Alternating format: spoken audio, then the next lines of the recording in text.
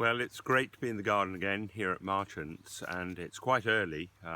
With this very, very hot weather that we've been having, we've had to make use of these mornings, but we've also had the advantage of having a little spot of rain last night. Not very much, but we haven't got the sun burning off that rain, which is falling onto the leaves of the plants in the garden and cooling them quite dramatically.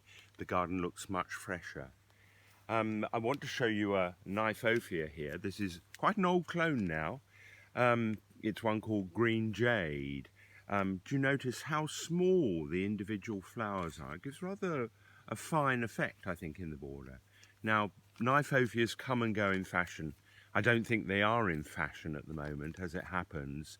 But one thing has been quite noticeable in these drought conditions of ours, that they've really stood up to the drought weather that we've had, weeks and weeks of having no rain.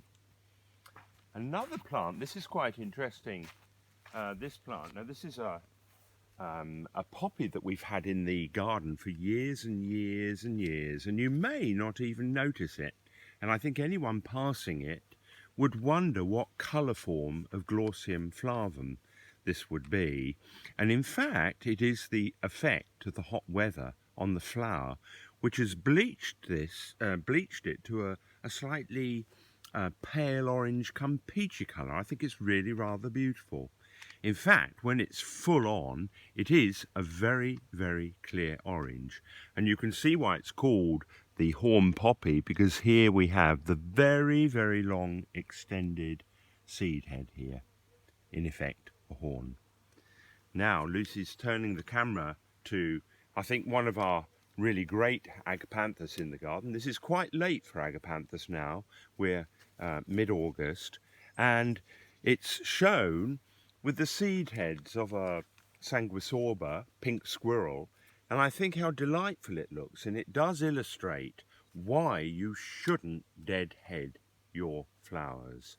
So there we are, that's Agapanthus Quink drops. If Lucy gives us a close-up of this flower, you'll see that it derives its shape from Agapanthus inapertus, which is a species from the Cape, and also its colour.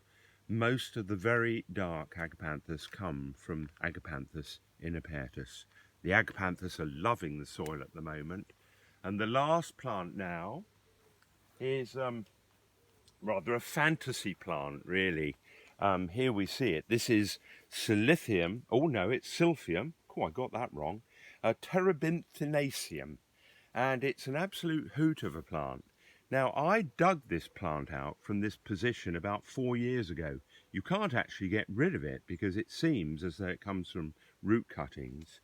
But Graham Stuart Thomas, the eminent he was the Gardens Trust advisor back in the 60s, 70s, 80s, 90s. He was a phenomenal plantsman, and he suggests, rather cruelly I think, that the leaves of this plant would make a good punkah.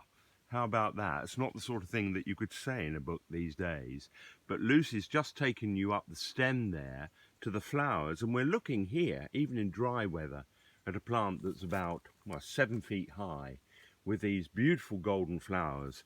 But I have to say, it does look rather ridiculous in this 5 foot wide border. Well, there you are. It can stay there and be enjoyed by all. Thanks.